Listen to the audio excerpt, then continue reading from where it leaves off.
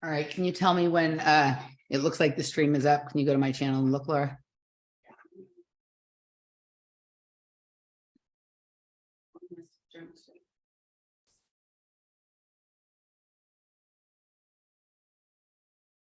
Says you're live. We're live, Dani. All right, guys. Welcome to Words number 71. It is a new year and we are experimenting with new things, so bear with us. It's Wednesday evening. Good evening. Wednesday evening, Dani. How you doing? Good evening. Wednesday evening. It's so great to see you for the first time on camera today. So this is a little bit weird because we're experimenting with new things for the new year. We're going to be doing some more live streams. We did that test a few weeks ago. We are live streaming the words portion of episode 71, but we pre-recorded the afterwards segment because we're not quite we haven't got the way to live stream for our supporters on locals with 2 people on the screen yet down. That will be coming soon. So when this is over, we're going to quickly post the afterwards. So it will be available to you probably an hour after we're done recording here. So bear with us. We're trying new things. Hope everyone's doing well. Nice to see you. Dani, what's going on? Nice to see you. How's it going? It's weird to do it after we've already spoken. I know. So yeah, hi, it's great. It's going great. So Dani and I are going to do our thing and probably not pay too much attention to the chat room until we're done with like the bulk of our conversation. And then we will open it up for questions, comments, interaction. I believe we do have super chat enabled. So if you feel so inclined, and at some point we may prioritize questions or comments from super chat, but I just don't see super chat on our YouTube. Oh, I seemed to see a dollar sign. Oh, you see it, Laura? Okay, cool. I trust you. You got this. Okay. So I don't know, like I'm still figuring out how it works. So I'm mostly just interested in understanding if it works or not. That's it. Yeah, I think that is. I think that might be it, but I'm not sure. Amazing. Super chat us big time. You love us. Okay. So anywho, so everything is weird, but so are we. So that's all fine. And what you got? All right. We this was my part, but you ended up, I think, I'm like, this is what I'm paying attention to. And then you got kind of obsessed with it and made all these clips. So I went a little cuckoo with it. That did happen. Yeah. So what we're going to talk about here today, after a long reprieve, we got to get back on Brett, man. He just can't. I mean, I keep getting sick of it. And I'm like, I just don't want anything to do with it. And then you send me a clip and I'm like 5 minutes in and I'm like, someone has to call out this shit. This is ridiculous. And then I'm super conflicted, as you know, from the text that I sent to you. It happened. I went through probably more than 6 weeks where I didn't pay attention to a single thing they did because I really don't want to. But this is like where I'm coming to with it, which it's where I thought this all along, but like it's crystallizing how it works. Like I can see it better now. Like they run all the trial runs on ideas and people as potential leaders or tools in their toolbox through that pipeline. Right word, by the way, tool is the right word because he is a tool in all connotations of the word. What he is like the handyman, and he's like when the other tools want to join the box, they have to like come through and see if the audience is buying it. Do they like him? Do they solve a problem that the prior one posed? And so when I saw that, so I've been paying attention to something for several weeks now, and I can't say this gentleman's name, but there's an Indian doctor from the UK. Don't limit yourself. You can totally say it. Asim. I don't have it in front of myself right now, so I'm not looking. Malhotra? Asim Malhotra, right? Who has suddenly over the last sort of 6 weeks to 3 months started popping up. And then it got to a point a couple of weeks ago where like everywhere I looked, there he was. And then of course he was on the Dark Horse podcast, right? Now, this person says things that are like largely, not entirely reasonable. And in some ways he has a good and like a pleasant temperament, and he doesn't seem to be super arrogant and full of himself like some of the people. He's still a little bit, but not as much as like Malone or go ahead. I think he's the new Majid, but he's easier to control. And that's like straight up.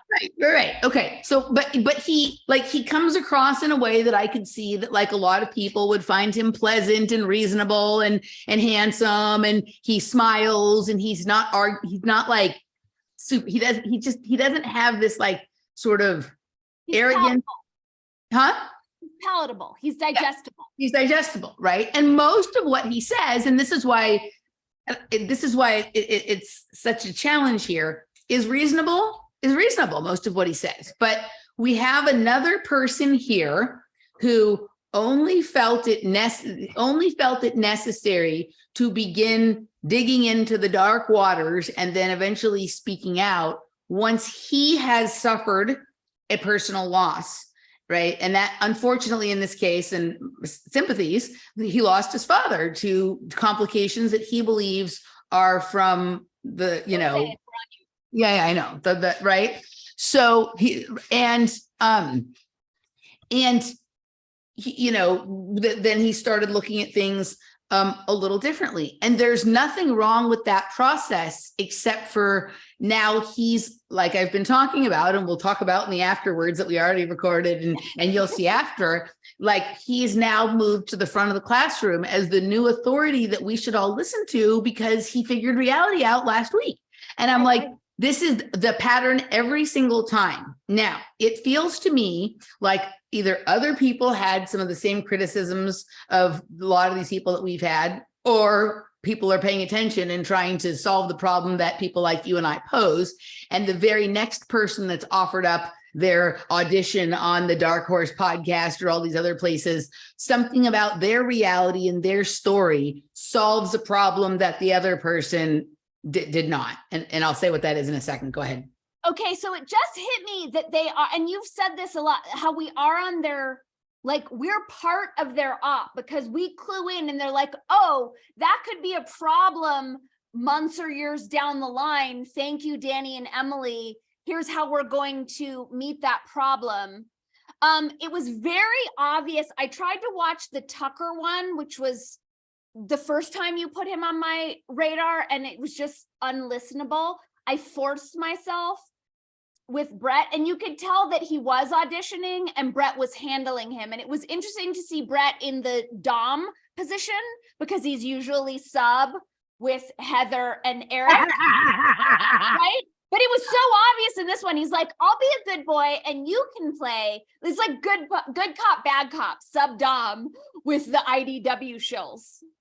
Yeah, right. I mean, that's kind of what it was. So he comes in, and the problem that he solves is that he didn't just wake up. In some ways, this puts him in a worse category, right? It puts him in like that RFK category, as we'll talk about in the show that we already recorded, but you'll see later.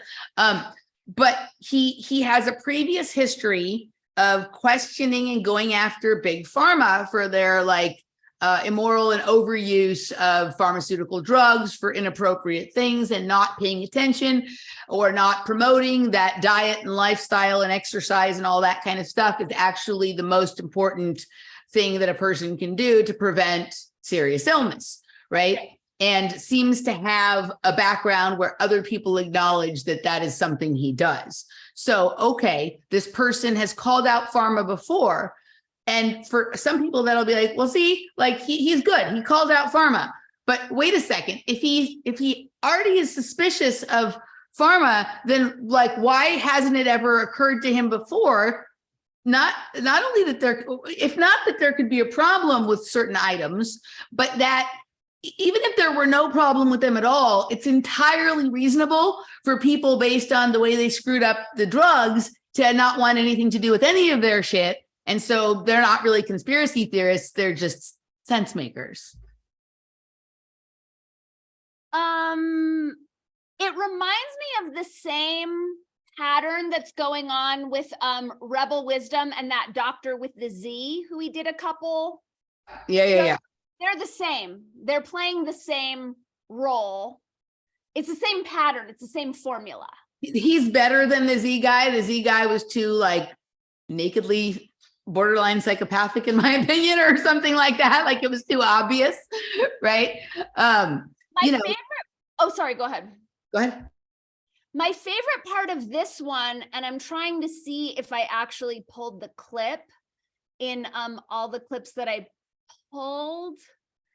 I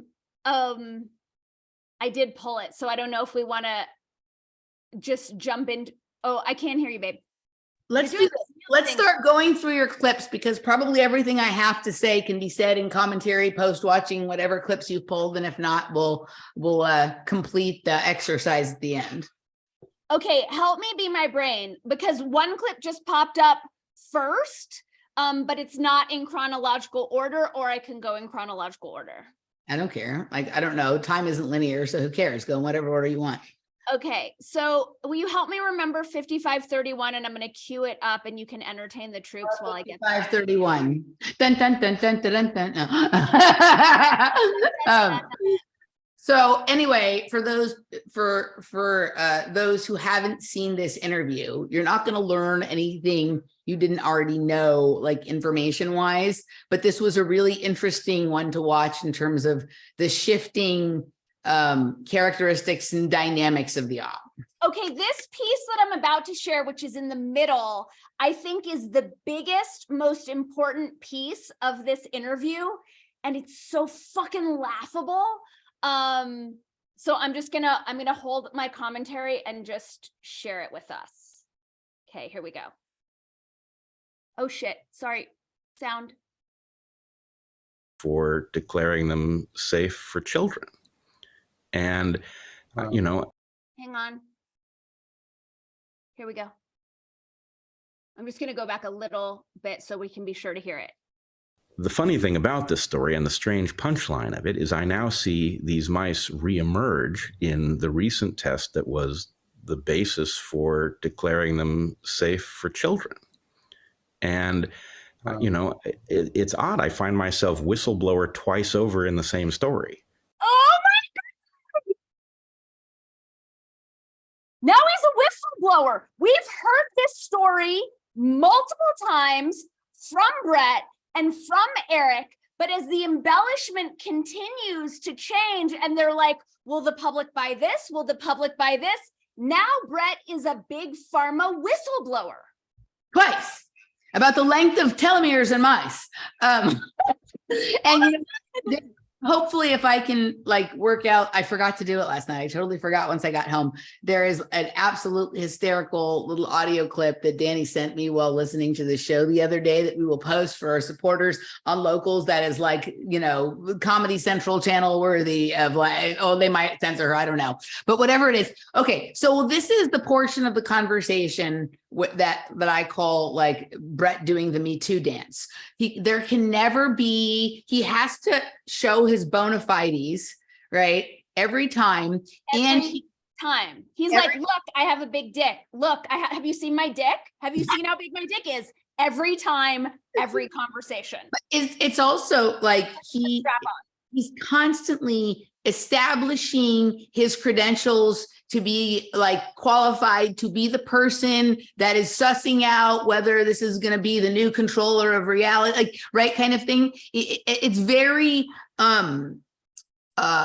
but this whistleblower thing, this is the biggest embellishment, right, that I've heard. I'd never heard him refer to himself as a whistleblower before. I heard him refer to himself as like a person who brought up a question to, you know, big pharma and people in the industry something and not be satisfied with their response. And all these years later, still nothing's been done. But I never heard him declare himself a whistleblower once over. So now suddenly to go from like no times to a double whistleblower, like that's a lot of whistleblowing. It's a lot. And it's interesting for however many years that Brett has been pushing this, that it's only now that he's claiming to be a whistleblower. It's so interesting, like his history. Like there's a thing that happened in college with his fraternity that proved that he's not racist. Then there's the thing that happened at Evergreen. Well, they all sound like the first one was like the hazing, where he like proved he'd be a good little comrade for the communist army or whatever it is, right? Yep. All right, so here's one last, this is just the next piece of it. that I want to share just so we can get the full implications of Brett calling himself a whistleblower. You know, Wow. decades apart. So anyway, am I right? You've not heard that story? No, I haven't. It's extraordinary though. And it's fascinating. And wait, that's a piece. You haven't heard that story. So this whole interview has very little to do with Dr. Asim and more to do with him being an ear and excuse for Brett to share certain things about himself. Do you know what I'm talking about? For him to tell us all how important he is. Yes. Yeah. Okay. So here's the just the last part of this. It's fascinating. And in some sense, watching my colleagues completely fail to take any action upon discovering that their model was broken in this very dangerous way alerted me to just how corrupt our system was. If that's the case, then why was he doubling down on the safety and efficacy of the lollipops? If he was clued in and he's so disappointed in his colleagues based on something that happened years and years ago, then why is he doing the exact same thing he's criticizing them for now? You're muted again. I mean, it's always like that though, right? This just goes to our previously had but not yet published conversation, right? Like about, right, how can you, like, I mean, it's the same thing. He's now like, RFK is now confused about the corruption in the pharmaceutical industry that he previously uncovered or perpetrated himself, whichever version you take of it or whatever, in other industries. So that's also part of this, right? He is constantly rewriting his own history, thinking no one is tracking and paying attention to it. Right.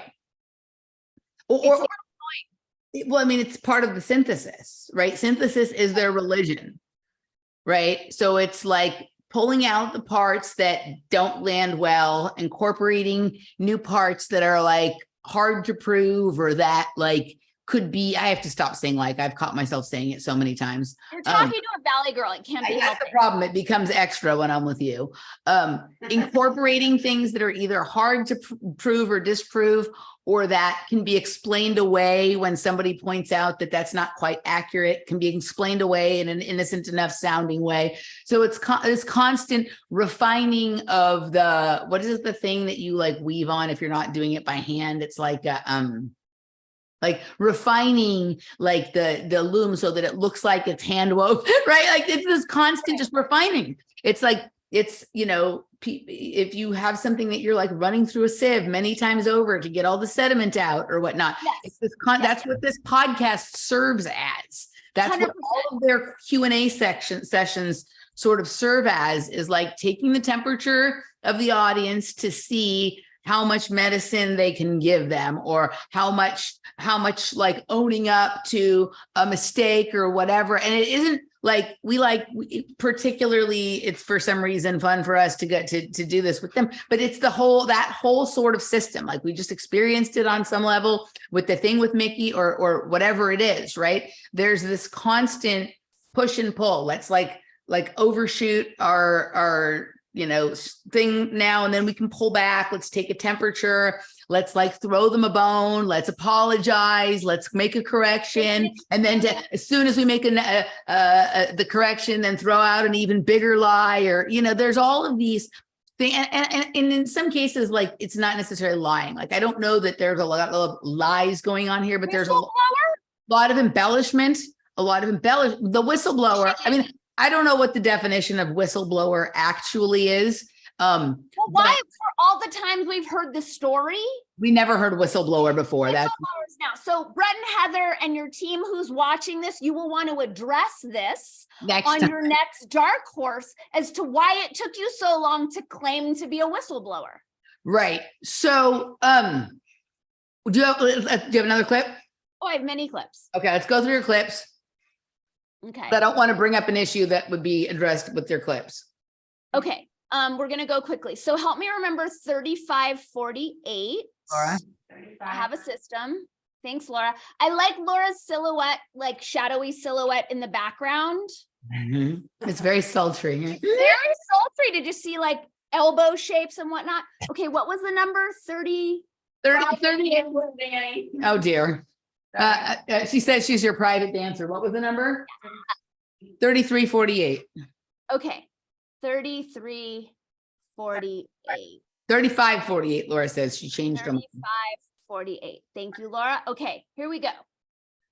Screen share is happening. Let's do it.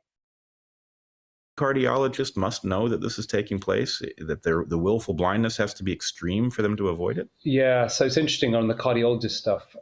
After my papers are published recently, then it was shared amongst many people. It's got a lot of views, a lot of attention, Wait, even if it hasn't broken the mainstream. I just want to double check and make sure that this is the right clip so as not to waste our time. 3548. What is he rambling on about? Stand by. Entertain the troops, Em. Oh, I picked the wrong time. Okay, I got it. You got. Yeah, we're good. Okay, so I'm just going a couple seconds earlier to make sure we get it. So thanks for your patience, superstars. Here we go. This is, if the medical profession aren't dealing with this in the way that they should, if we're still trying to mandate, coerce kids to have the vaccine when we're talking about it being suspended for everybody, how does one explain that? And my hypothesis, which I think is based upon evidence, is hold up. At the root of the. We just heard him say my hypothesis, which I think is based on evidence. So is your hypothesis based on evidence, or you don't really know? Okay, so continue. The problem, if you go upstream, is that we have very big, powerful corporations, in this case, Big Pharma, who have had increasing power over medical decision-making over probably the last couple of decades. And everything. Oh, wait, hang on, guys. Sorry, I think I might have messed up. Stand by.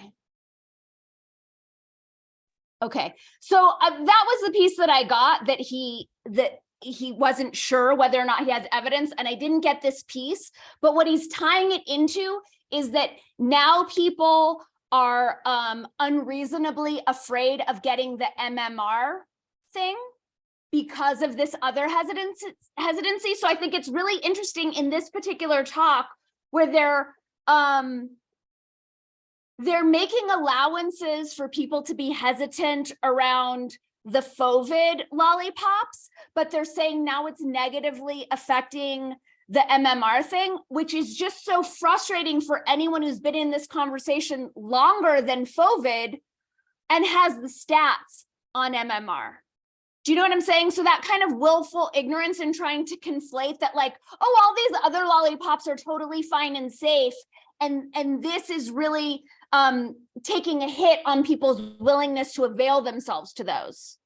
Well, it's always this. And this is like, again, back to my point, right? When I'm wrong about something significant, then I ask myself before I start making declarations immediately again, what else could I possibly have been wrong about, and go take an assessment.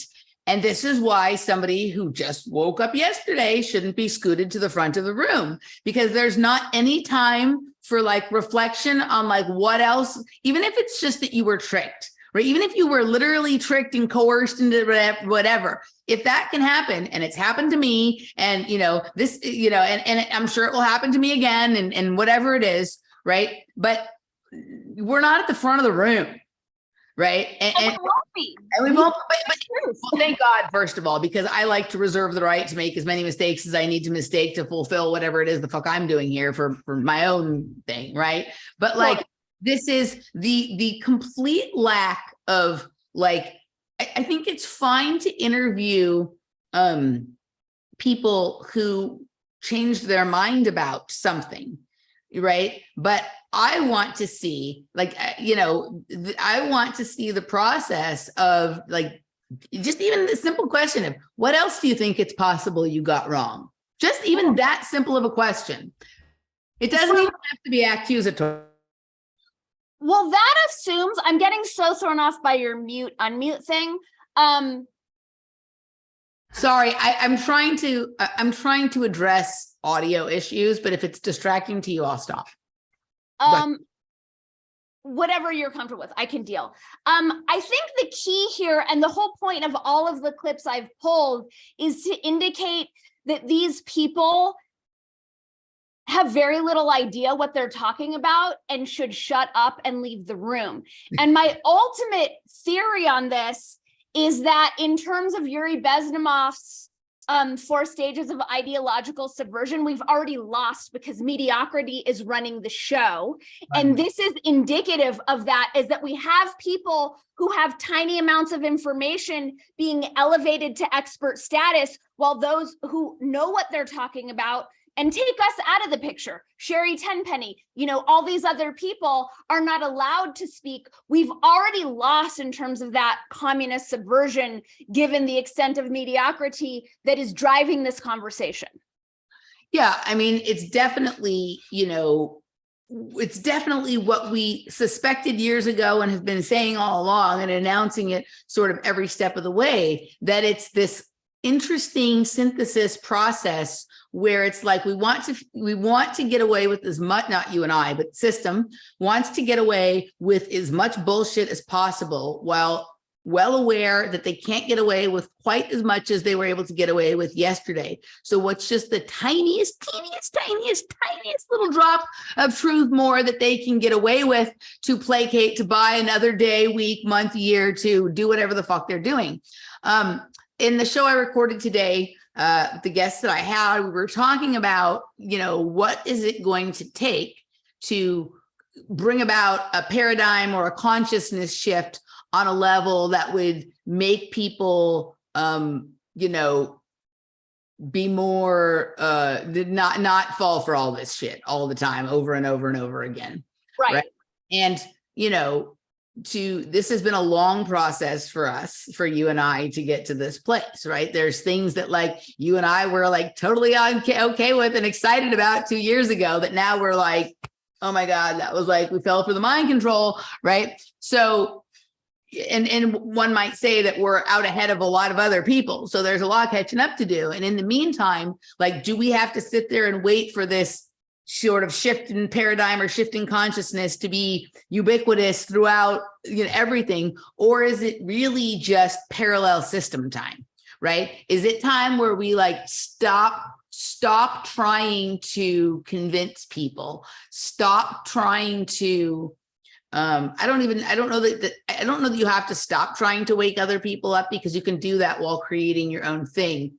Right. But instead of, if the people who are aware of what we're talking about, but still going, well, Robert Malone or RFK or whatever would at least be a little bit better than the fucktard prior, if they would just be like, I'm not supporting any of that anymore. And we're over here doing our own thing, and not get swept up in the voting for Trump or the supporting these slightly better, whatever kind of things. Right. And just be like, no, like I can speak to people who I hope will join me in a broader understanding of what's really going on. But in the meantime, the system that I'm going to support will be a different one, will be parallel, right? And so I think for some reason, even us, I mean, remember how excited we were when like Brett and all them showed up on the scene, because we thought that this was going to help to convince our like left loony friends and family and whatever that like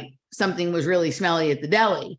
But it didn't at all. Actually, like my dad was never moved by that story, never. So it didn't accomplish that task, and it had me believing bullshit for a couple of years. So this idea that we have to leave space for people with a compelling story, like our friend Mickey said. No, we don't. It's a lie. People think that to get out of the way and stop telling us what we need to do, because that limits the amount of truth we're allowed to share, because it hurts their trajectory or their fame or their income stream. I mean, yes, of course, parallel society is looming. And I think it's like, as you and I have talked about many times throughout the years, we all have different dharma and different roles to play. There's an aspect of my soul that likes to pretend that she can save humanity. She might be delusional, but that's an aspect of me that likes to play that way here. And it's also a matter of like, it's going to be really fucking hard. Let's be really honest. If we cannot trade on the marketplace without our ESG, our marks of the beast, whatever, like it's going to suck even more than it already sucks. And we're going to watch our friends, you know, continue to get hurt, continue to get trapped. It would be, again, you know, I would like to think we can stop this. That might be maniacal, deluded idealism, but it would be easier, not just on you and me, but on the rest of society to not go down this road and not trust these psychopaths. It would be interesting to conduct the experiment of what would happen if we didn't put any energy for a period of time into stopping something and instead used all that time and energy to create something. And see, like maybe the creation of the new has been slowed down by the trying to stop the old, right? I mean, it might be, I'm creating the whole fucking time. Like I'm never not creating. Right. But what I'm saying, like, you know how you and I feel, and we all, this is not like an assessment of what we have or haven't been doing. This is like, you know how you and I feel conflicted about some of this stuff that we do. All the time, right? all the time. Like I'm about to do a series coming up a little bit with John Brisson, and you may be part of it, that I feel very conflicted about, because it does not feel to me like, it doesn't feel like the thing I'm here to do, and B, it feels like it could be a major distraction from the thing I feel like I'm here to do, right? And how so? I'm curious how so, how it's a departure.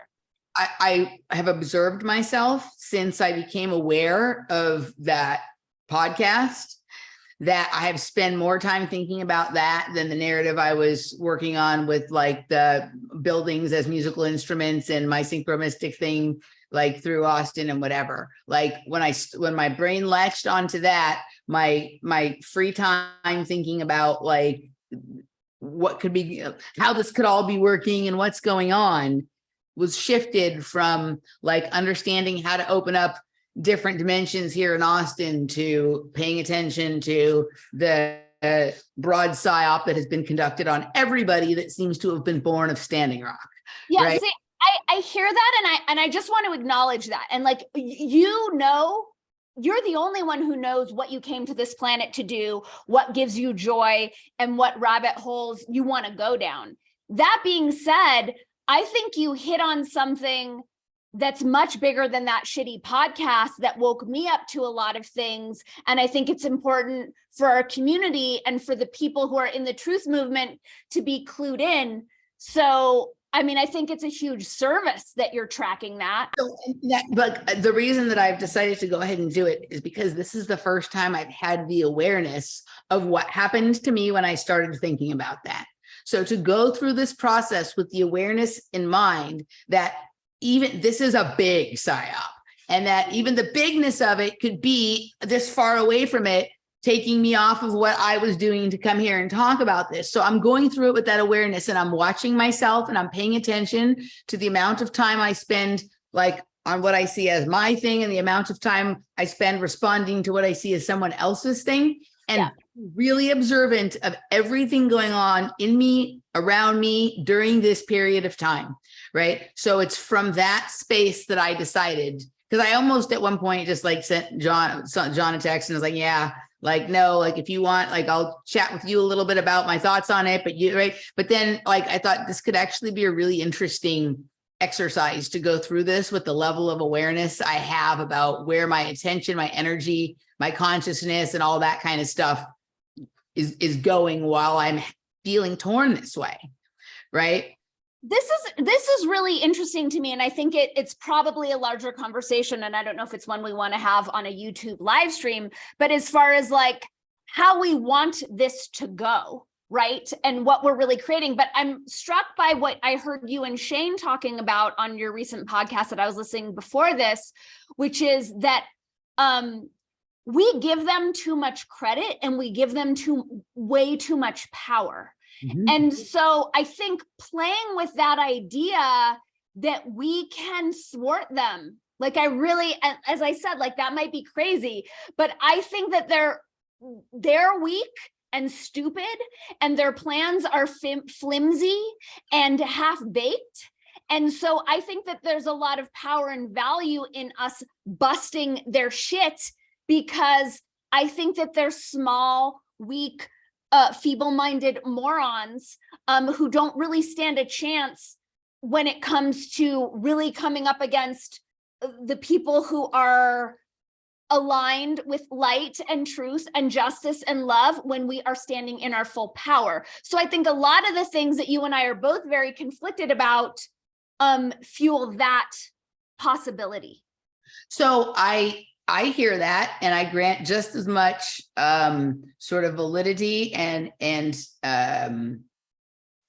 thought to that, as also, yes, we give them too much credit, and we think they're more powerful than they are. And the other option is to just absolutely ignore them and go skipping on down my yellow brick road, making my synchromystic story up about all this other thing and see, right, and testing that. Like, it's entirely possible that they have no power at all and they just say they do and we believe them, and it distracts us from, right? So I think both things are possible, and I give both reactions and both proactive measures the same kind of consideration. And I think in some ways that's probably what this period of time, this year, is about for me, is like really being very clear on what is deserving of my attention. Is it deserving of my attention? And if so, how much, right? And how am I going to balance that? And am I giving as much writing time to my narrative as I am to addressing theirs, right? And so this is gonna key. That's the key right there, is how much time and genius are you allotting to it, and to make sure that you're giving the lion's share to the stuff that you really care about. But it's, you know, in the afterwards that we are recording after this on some dimension, and on another dimension already happened, we talked about our newfound crossover with Alison McDowell and the things that she's talking about. And I think that it is validating that you and I are saying things that not a lot of people are saying. And where,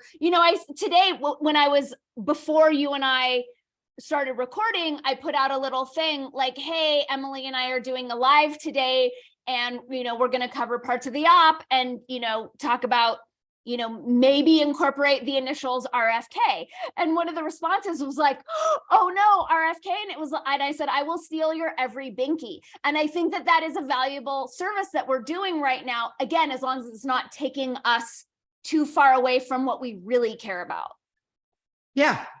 So that's it, right? You know, so that's how that, so I'm going to proceed and do that. And I'm going to do all the things and be, you know, how it's kind of like when you look at a color spectrum or a rainbow, like sometimes the colors are almost evenly allotted, and other times, like certain bands, always the one you like the most, or like the thinnest band, and like the color you like the least is like the biggest band, right? I'm going to be playing sort of color spectrum therapy with my attention and my topics and ideas and whatnot, right?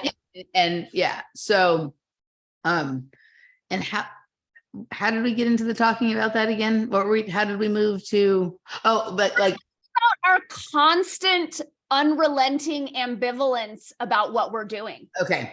So yeah, that's right. Okay. Now back to, do you have any more clips? I have many more. Okay. Do we want to check in with the chat, or should I bust through the rest of the clips? No, like let's bust through the rest of the clips. And then what we'll do is, when we're ready to go to the chat, we'll ask that anybody has a question that they want to ask us, or a comment that they would like to have addressed, to type it in all caps, so we can recognize that as chat for us, as opposed to chat between the people in the room.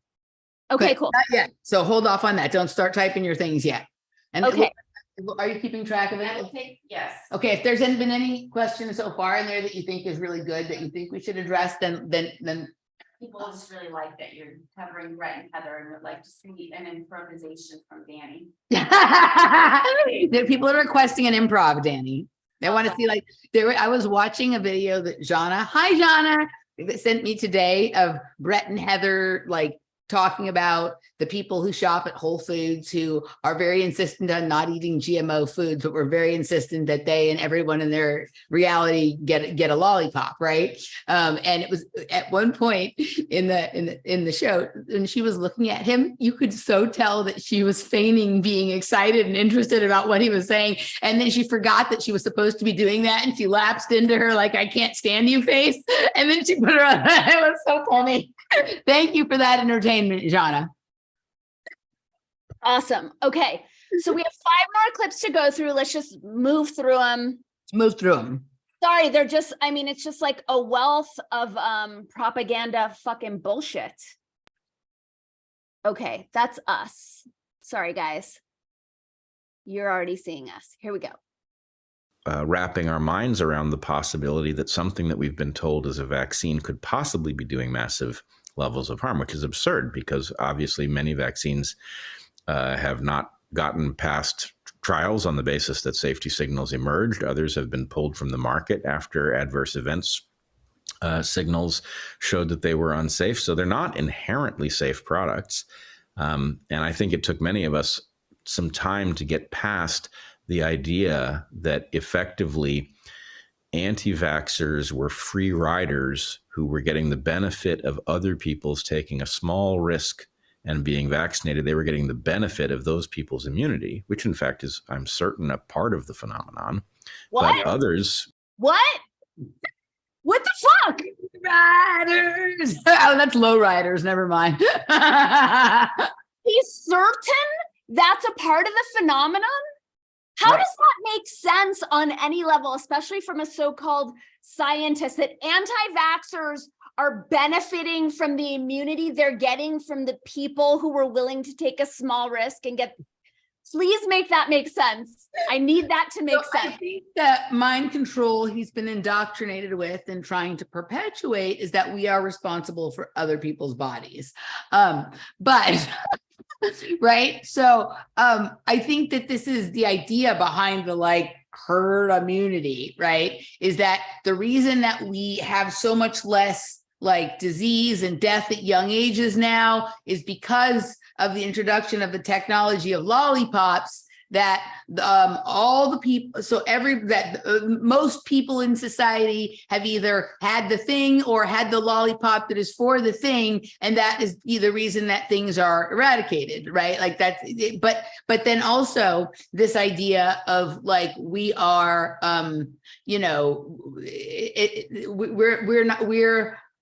what we decide for our body affects everybody else's bodies. And that if you are, I mean, this idea that like we're like hobos on the vaccine train. Right? And he's certain that that is true. I'm just like, his handlers need to get him straight on that one. That was, I think he went off script a little bit. Almost like, and you can see him measuring his words so carefully. I'm sure that it's true to at least a small degree, right? Like what is the delicate balance? How much bullshit can I serve out and how many drops, just a few tiny drops of truth in the otherwise like, liquid pile of bullshit that, Totally. All right, next one.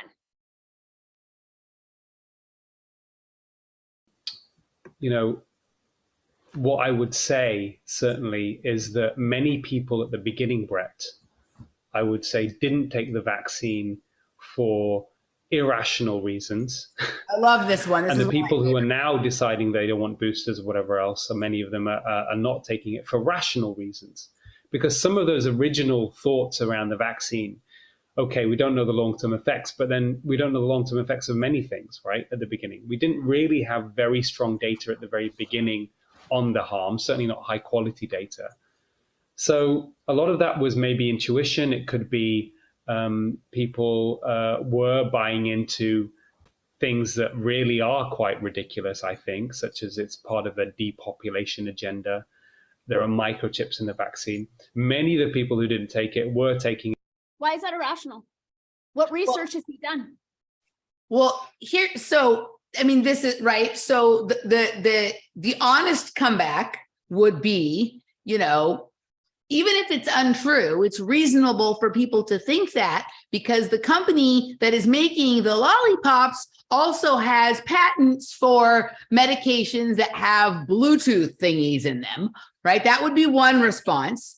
The other response would be why, like even if it were untrue, which I'm not saying, right, that the major pusher of this is also a proponent of tracking and tracing everything people do and measuring how much carbon and how much water and how many showers and how many shits and blah, blah, blah, blah, blah, right? So like, just to say, well, you know, whether it's true or not, it is kind of weird that this company also has this, or, you know, this person who wants everyone to eat a lollipop also wants everybody to eat bugs and shit. So, right, like. Exactly. And I love that they're arbiters of rational and irrational. Right. Like, we're the people who didn't take it, didn't die to it or have the issues that you're having, and I'm sorry your family is having, but you're still, from that vantage point, going to judge everyone who knew what you didn't know as irrational. Right. Well, and that's the idea. It became rational when he came into agreement with it,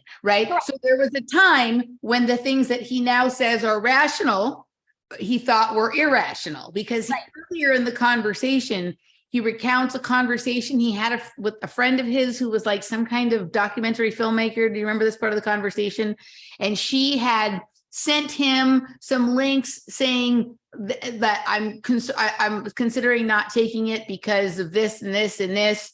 And he said, oh, that's like that anti-lollipop propaganda or whatever. And I don't know if he ever said that he convinced she finally decided to take it or whatnot, but that was like earlier on, before he had his come to Jesus sort of moment or whatever. But the thing that moved it from being irrational to being rational was him coming into agreement with it. And this is exactly the kind of error. So this was his most arrogant moment, right? Like Brett has arrogant moments every 7 to 17 seconds, but Correct.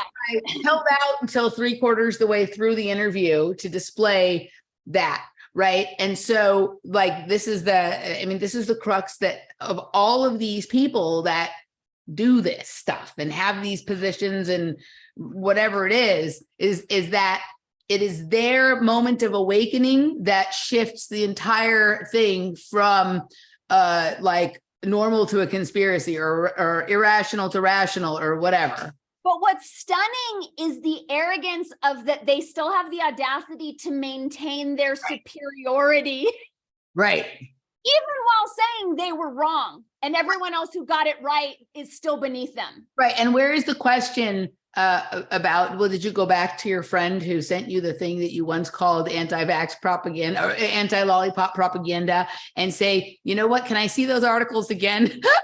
Right? Like, where's that part of the conversation? And so that's the whole, it's always the gliding over that. And that was my point, which when I brought this up, you were like, you're funny that you think that people are honest or whatever. And now you're saying sort of the same thing, right? And that's the whole thing right here, is that like, where is, and this is how we'll always know, like but I'm sure they'll begin to address this now because we said this, how we always know that it's part of the op is there's never that, right? Like there's never the, like, you know, let's go find someone who was rationally not right, I'm bad choice of word, calmly, not hysterically, calmly, but broadly talking about not only all the things that we now agree with, but even a few more that maybe we're not quite there with yet, and ask them how it is they knew that this part that we now agree with was right and that the other thing was wrong. And how does that correlate to the rest of the things that they're saying that we're still not on board with? Where's that conversation, first of all, right? So where's that one? Humility, which they don't have access Correct. to. And this goes to everything. And this is going to be the main points in the thing with John Brisson and with you, but this is here. And this is how we know is that there's this soft spot that certain people have that they can be totally steered from. Right. And that spot is arrogance about how smart they are, and that they, no matter how many times they've been proven wrong, there's always some people that they're much, much smarter to, and therefore they should be elected or nominated or boosted to the front of the room to advise the few remaining, whatever that about how they should live, about what they should do.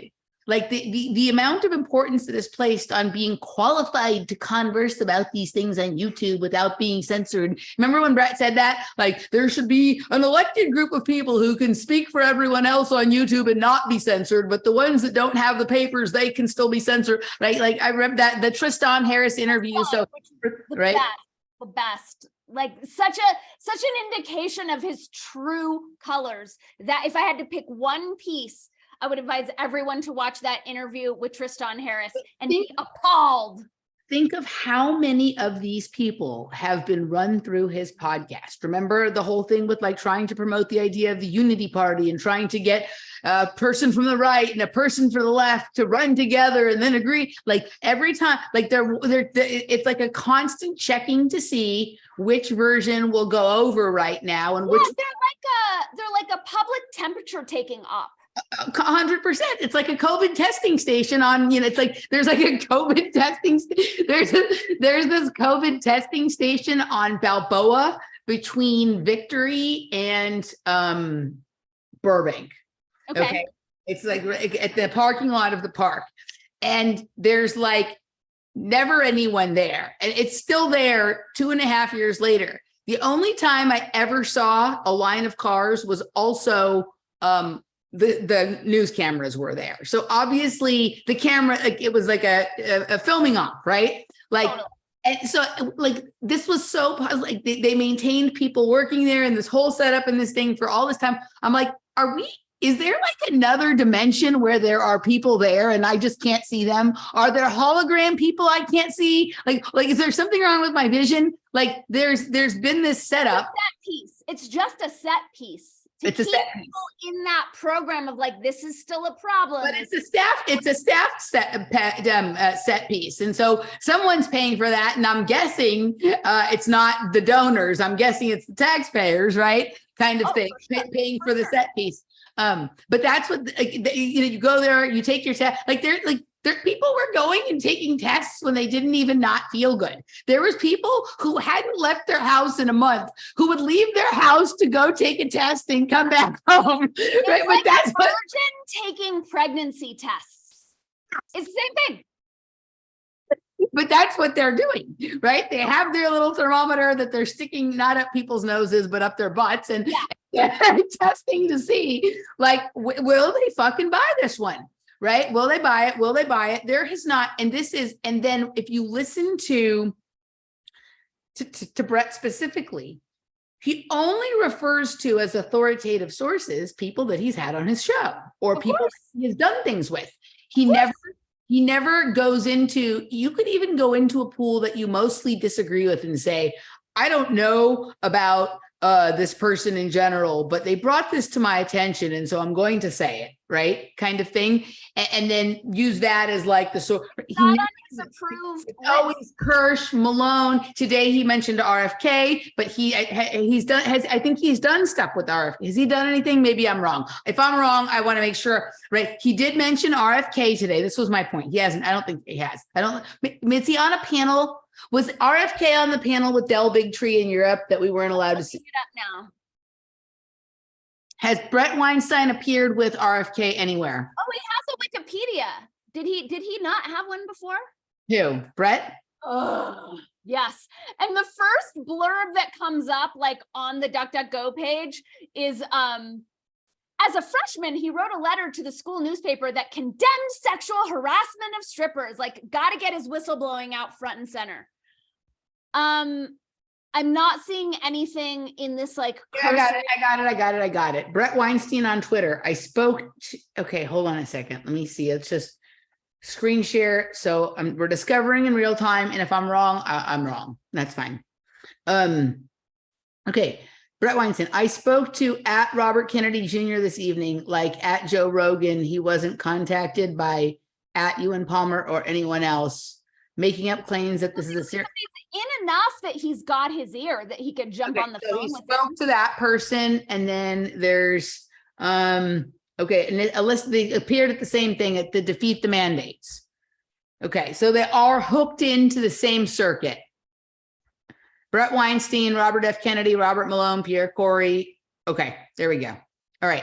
So he only ever refers to people from within his own ecosystem. Of course. Right. And then today, oh, something's weird with like, it's behind now that I screen shared. It's weird. Okay. Sorry, guys. You're on point. Okay. For me. Okay.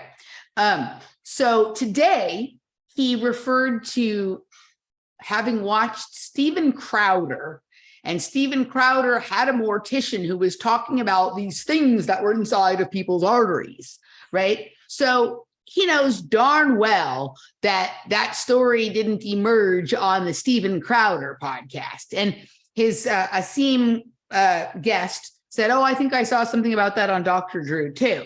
Right. So it's like, for some reason now this has been approved because, right. But they would rather source Steven Crowder as, right, who I think he just left the get Glenn Beck thing or whatever. Right. But like, is not any kind of like,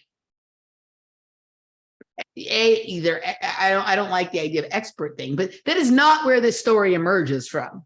No, right? But acknowledge anyone who might take credence away from his own intellectual expert superiority that he's attempting to snow the public into buying into. Well, or who might expose the listeners to a broader field of information that he's not willing to right. cover, even though we're very well, he's aware of it, right? So it was interesting to hear that mentioned. I don't think I've heard him mention that before, but I Steven Crowder, really? Like, I was just like, okay. Yeah. So there's never, ever a reference or even an honorable mention to someone that comes from outside of their equal. I guess I've never heard him talk about Steven Crowder before, so I guess I need to eat my words and say he did reference or offer honorable mention to someone from outside his regular ecosystem.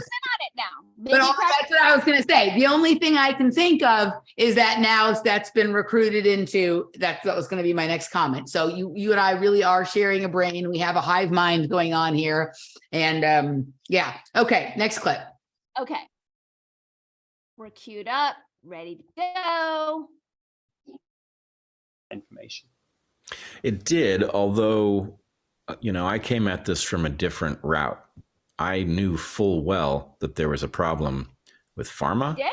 I knew that if I opened, because of the experience with mouse telomeres, I know that when I open my medicine cabinet, I see a bunch of question marks. And even as somebody who's well informed about the issue, I'm in no position to say which of those question marks are filled in with a hazard I can't see and which of those, pills might be safe. So, I was on alert, but lies. He was not on alert. Right? Lies, and damn lies. None of that is true. He's been shilling for those injections from the get-go and doubling down on safe and effective. Just go back to his, what's the guy with the big nose who like dates black hookers in LA and Bill Maher? Yeah. Go back to his Bill Maher, where they double down on how awesome pharma is.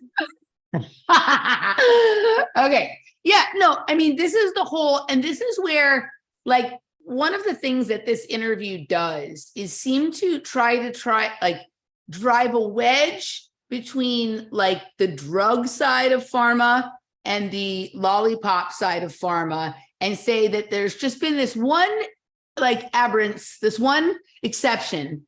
And I have to wonder, because I've had this conversation with David to sort of like around this. And then I think I've read things that talk about the mRNA stuff, in that these things carry the potential for lots of medications, like not just lollipops. And so is this literally setting up that this is the like, this is the platform on which they will raise Robert Malone, because he will deliver the clean mRNA lollipop, as well as all of these other neat things we can do with it, David Martin, and the Sherlock device that Dustin Moskowitz was funding with the Sherlock Biosciences that you would spit. Do you remember this? Yes. Yes. That you would spit into. It would be a desktop, tabletop thing you keep in your house, and you would spit into it, and it would assess everything going on in your body. And then there would be an app on your phone, and some sort of medication would be whipped up at your local 3D printing medicine, lollipop, mRNA, whatever kind of thing, and would be delivered to your house in time for you to get to school without infecting anybody else with whatever cooties they decide you have. And that was comic reinterpretation, but I think pretty close. Do I have that right? I think you're spot on. Okay. Got it. All right. Yeah, totally. Okay, next clip. We're almost done, tribe. Larger, there's a question about what you call irrational. Now, the microchip allegation is irrational. It's counter-rational. Have you investigated it? I believe. On the other hand, I love that he feels I don't feel that way about somebody who decided not. I love that he feels the need to differentiate between irrational and counter-rational. That's like a complete Brettism when we make our word salad thing. Like, I think you should have like battling irrational, counter-rational right now. Totally. Hey, go ahead. Sorry. No. This is a short one. Not to take it on the basis that they are aware that our system is corrupt, and therefore what they're being told about safety may well not be true. It's kind of meta rationality. That's rational. No, that's rational. Yeah. Vaccine hesitancy, absolutely. Okay. So we're getting a lot of words for our salad out of this episode. Totally. Yeah, this is word salad a go-go.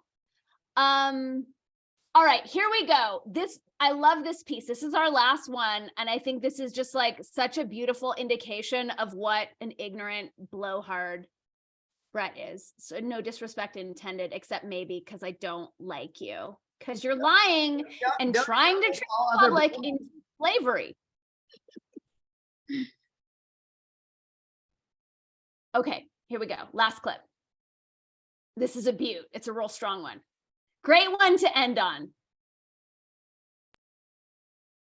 Their randomized control trial before the drug was approved, that this was going to cause significant harm to many people.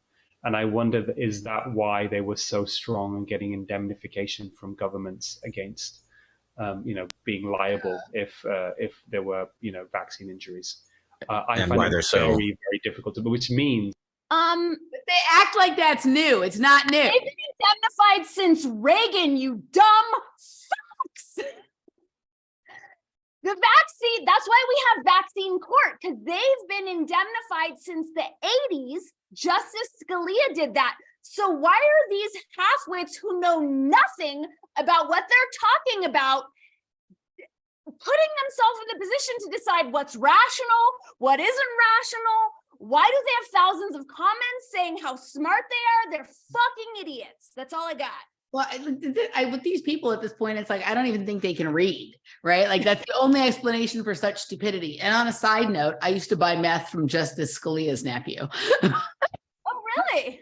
Nice. Rather entertaining. Anywho, but one of the most conflicted individuals I've ever met, right? That would be really weird to like, yeah, I don't know. Anywho, okay. So I think the question could be asked, okay, but he's a British guy, Asim Malhotra.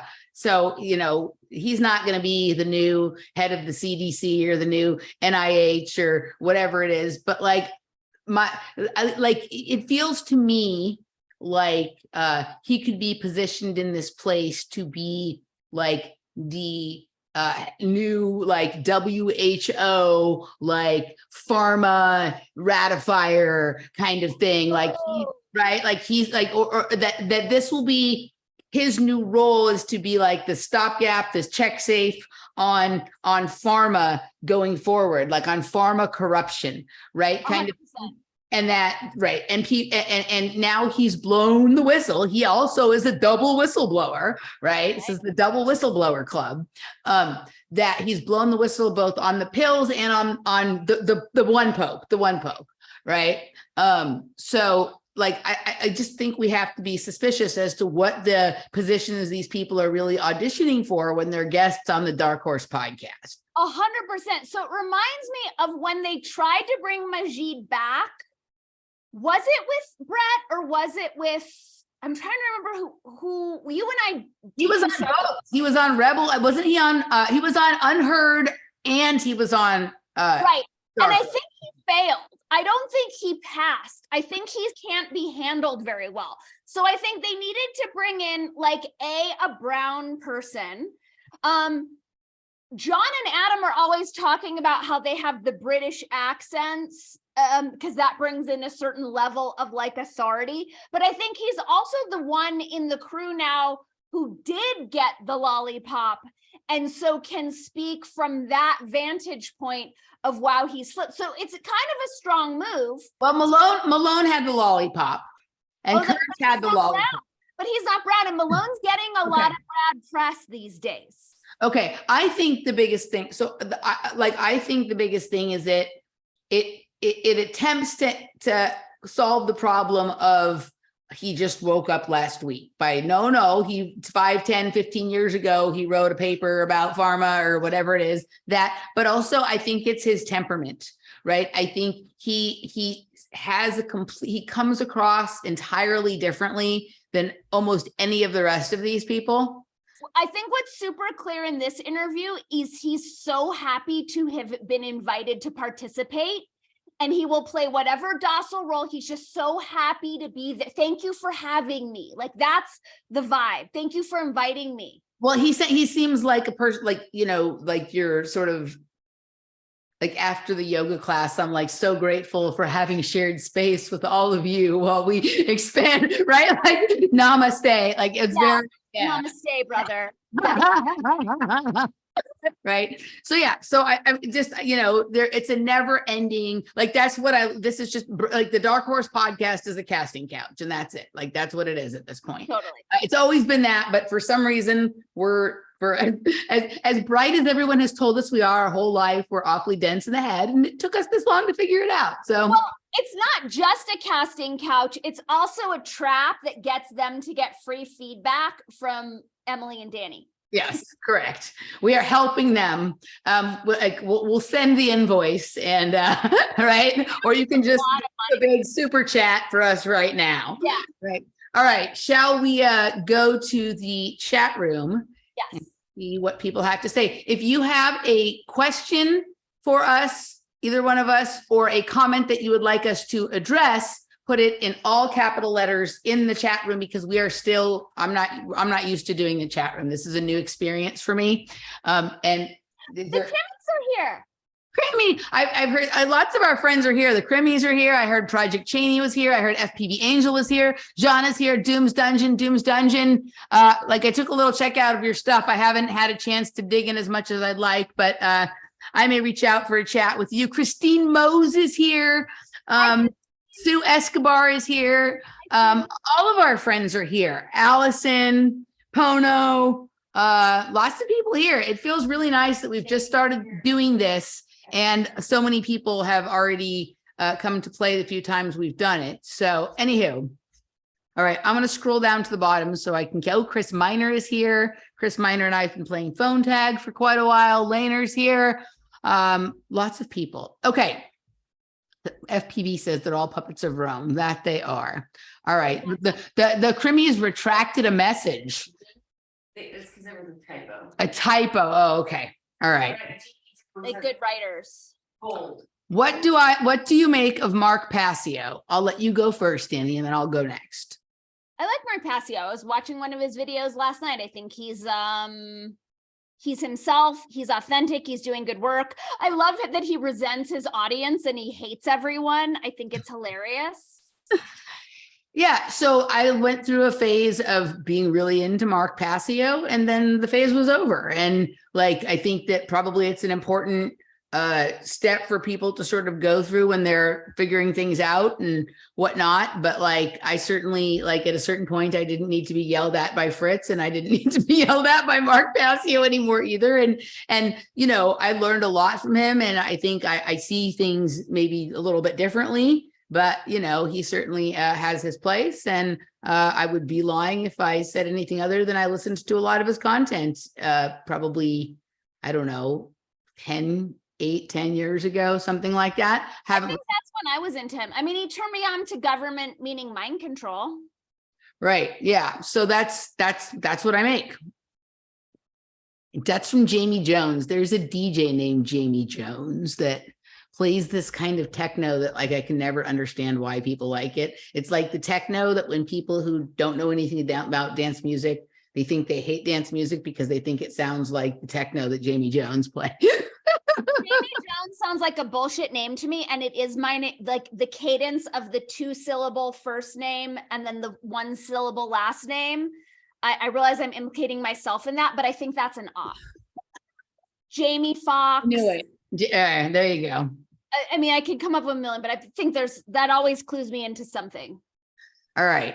Here's another one in all capital letters. That was me. I'm giving you the Oh, example. okay. Very good.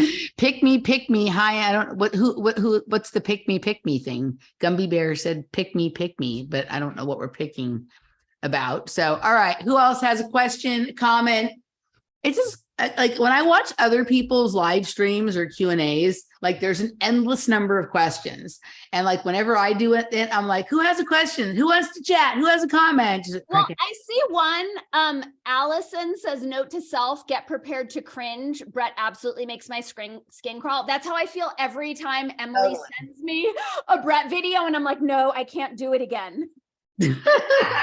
Well, like this, like now generally, like Jana generates the clips towards me because Jana is like she's surveilling SFI and Dark Horse for like the glass bead synchronicity of like, oh, that's funny, Emily or Dani just talked about, or whatever it is, right? But what, like, it's uncanny how that happens. And so then that grabs my attention. But what's funny is like with those things, I can just see the thumbnail and like already know what the thing is going to be. And so I have to go check. And then if I have to suffer, you have to suffer. So that's how it works, right? But I feel like this was an important one because of the escalation to Whistleblower. If for no other reason, just catching him on that was kind of worth it. But I'm always leaving Emily these ridiculous rants when I have to watch these. They're so good, dude. We should make an RSS feed for subscribers to get Dani's rants or something like that. Okay, Inquisitive has a question for me. Do I ever get into the live action role playing they might be doing? Absolutely. Like, I think that that's largely, what is going on here. I don't think that they actually. Well, I think there's a few moments where Brett actually believes he's brilliant, but other than that, I don't think that they believe anything that they say. I think Brett is deluded into believing he's brilliant. He seems to have no self-awareness. And as I said in my text to you, that like, I really had compassion for Heather watching this show because I'm like, God, what an insufferable blowhard. Okay, so Martha says, will I do more on sugar as programmable matter? And a little more on Heather from you know where. Love you both. Okay, I'm not sure what Heather you're talking about. So remind me about Heather. But as far as sugar is programmable matter, I don't know that I have anything much more to say about it.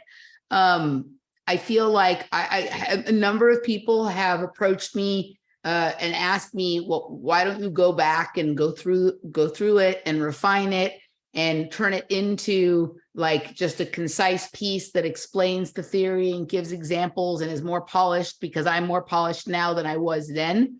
But there was something about how raw and off the cuff that those videos were that is very important to the nature of what that material was, that I just, whenever I sat down to try and do it, it just felt like I couldn't recapture that moment. So if I feel like I have something more to say about it, at some point, then I will. But I feel like I just kind of like, I got the inspired dump and I did it. And I don't know that there's more to it at this point.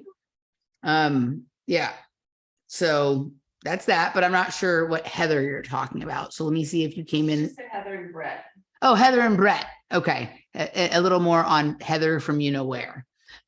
Yeah. So I don't like, Heather doesn't say as much as Brett does. Like Dani has more sort of down low on Heather than I do. Well, you're the one who honed in on her being a lesbian. Chris That Miner was said, you. I thought that was you. no, I got that from you. Okay. Brett's last episode, he brought up overpopulation being a problem still, very obscure reference to it, but I don't know how he could believe that. I'd be curious to know if you could share a link, Chris. I would love to get to hear him speaking to that. Oh, Jana, to be clear, no, I am the original watcher of Brett and Heather cringe material, but like, I don't have to be the original watcher anymore because now you catch it and send it to me and your filter is better than mine. So I don't end up watching as many as I used to, like when I was in charge of the cringe material department. You're welcome that we're taking it over. And will you send me the screenshot of SFI quantum languaging, pretty please? Yes. Okay. Heather. Okay. I bet if you peel the layers of the SFI onion, you will expose a lot of these narratives. Absolutely. I mean, I think, yeah, it's the SFI onion and it's the lifeboat onion, and the lifeboat one is the one that feels the hardest to deal with, right? Bye, FTV. Thanks for popping in. Wait, Stephanie Ramirez says, Emily et al. I do think you'll appreciate Dr. Ian McGilchrist. Okay, first of all, he's part of it. I can't remember if he was SFI or Lifeboat. I'll need to look that up. But I also think that do we know Stephanie Ramirez? I don't personally know Stephanie Ramirez. Hi, Stephanie Ramirez. Hi, Stephanie Ramirez. I'm pretty sure Ian McGilchrist is part of SFI. I feel like I saw him on like Rebel Wisdom. Like I didn't actually watch it. Totally I part saw of it. thumbnail. Yeah. We've covered him a bit. Okay. Let me see if there's any other I'm capital. looking up who he is while you're. Okay. He Okay. does have a Wikipedia. Yes, he was on Rebel Wisdom. I like the way she spelled. I like the way you spelled it, Martha. I Nope. hope it was with a DUMB. So Chris is saying, and Chris is a good attention to detail research, dot connector, file crosser friend of mine. Odd Ex Machina reference Breton Rogan talked about today. I'm not clear what that means. And then no problem was at the end of the last Brett and Heather live stream. He brought it up when discussing Musk's plan for going to Mars. I'll find the timestamp and link. Okay, so have you noticed one thing that that we haven't sort of returned back to? Remember when both Brett and Eric were like wishing that Elon would do this and wishing that Elon would do that, and it was Yeah, when I think that was primarily. It was a lot of Eric. right, but but they both have said it. And it was like when Brett was talking about like what we really need is a better elite, and we need a billionaire who's like willing to invest in our version of reality and whatever. Yes. And so the Elon Musk thing, like at least on a astroturfed way, like has happened, right? He has bought Twitter, and he has like, it's crazy to me the amount of people that seem to have faith or trust or hope for in the Elon scenario. But it is interesting. Like, I wonder if, that's one that like that people really liked that idea when they brought it up. And that was a little bit more of an Eric thing. Or I wonder if that was just going to happen anyway. But that was an idea that they tossed around for a while, would be like, if Elon took over the world, that would be better kind of thing, right? Well, they were both totally lobbying for that. Yeah. Yeah. Why does everyone think Elon is so intelligent? I don't understand it either. Yeah, I've never understood it. His accent or the way he talks is like so weird. Like he sounds normal for a while, and then he'll say like one word that sounds like so bizarre, and then he sounds normal again. It's weird. Well, also don't understand like what his actual skill set is. Like everyone gets all up in arms about the electric car, forgetting that we used to have electric cars. Right. Like he didn't create that. And so what? He created PayPal and electric cars and he takes us to the moon. What are his skills? What does he legit do? Right. Well, I mean, I think this is I think he's just like a front man, like a PR person who's able to play the role of somebody who's smart and has skills, right? Like, I think that's probably more marketable than someone who's actually smart and has skills. And case in point, right, would be you. Right. Yeah, totally. So, yeah, so I think that, but I never understood, like, it used to make me crazy. Like, even a long time ago, before he was even that famous, like when I would go to warehouse parties in Los Angeles and like all the techno bros would be wearing SpaceX sweatshirts and whatnot. And I'm like, I don't understand how like people are snowed by that. Like, right. That they, I think it goes back to just like centuries and generations of indoctrination of thinking that like Christ is going to save us. God is going to save us. Santa Claus is going to come bring us presents. I think it's just like at this point, so many of us have been indoctrinated to think that someone's going to come along and save us. And it goes back to like, trust the plan. Like, don't do anything. Don't take action. Don't stand up.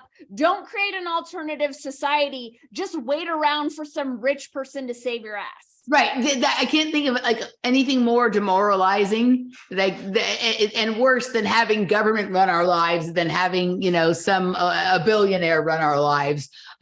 Happy birthday, Jason. Thanks for spending it with us. And then I love Sue. And Sue said she was supposed to record a video lecture for an online class she's teaching, but decided to listen to us instead. I'm honored. Oh, you could just play this. You can just play the playback for them as your class teaching. Yeah, Trump is going to save us. Elon is going to save us. Yeah, I got Going it. to save us. Doom's Dungeon says a part of her hopes they elect Trump as speaker just for the chaos and hilarity. Can they do that? Okay. He's not part of that. I got all kinds of questions as I'm still digesting for the 4th or 5th time the Austin stuff with Dr. Narco. I'm 57 and I live in Ojai Ventura and spent time out in the Knolls. Does Narco do stuff on Austin?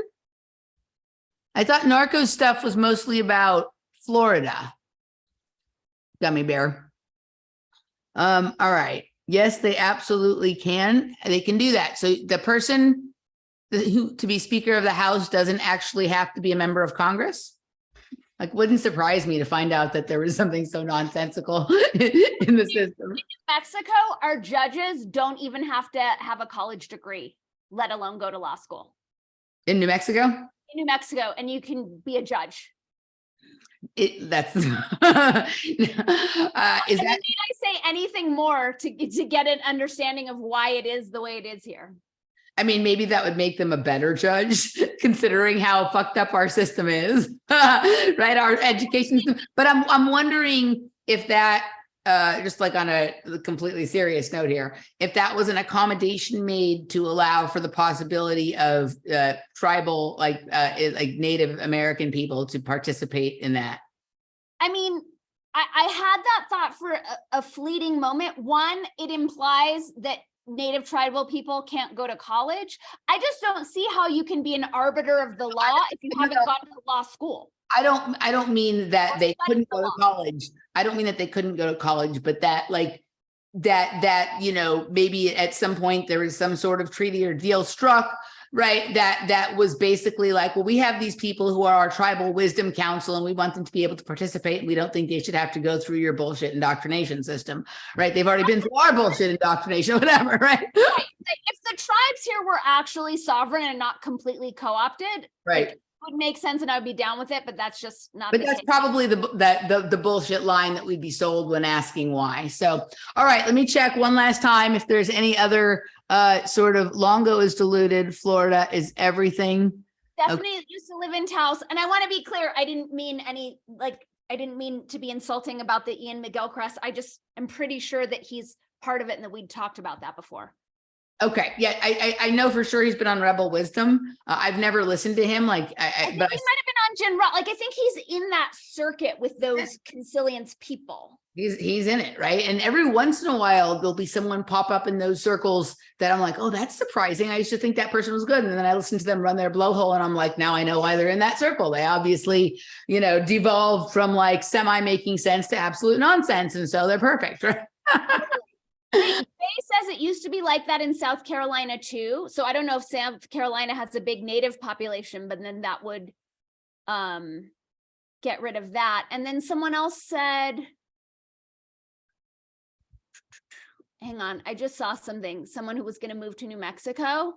I hear Zorro Ranch needs a new owner.